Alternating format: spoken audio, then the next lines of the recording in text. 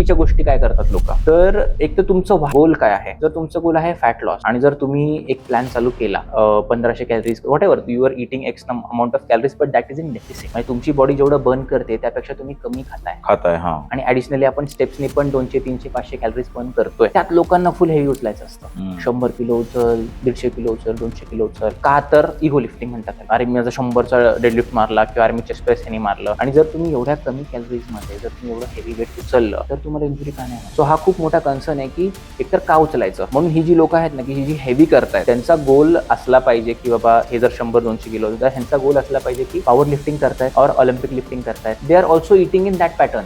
बरोबर. की मग तुमचं जर मेंटेनन्स आहे तर ते सरप्लसला खाताय और 3000-4000 कॅलरीजला खातायत. So they won't get injured because they have that much of fuel to suffice that energy. बरोबर. पण आमचा गोल आहे बाबा आम्हाला बॉडी बिल्डर सारखं दिसायचंय, मला ऍब्स पाहिजेत, माझा ट्रायसेप्स हे सगळं दिसलं पाहिजे, पण मी हेवी उचल आणि एक्स्ट्रीमली हेवी उचलतोय तर मग इंजुरी होणार.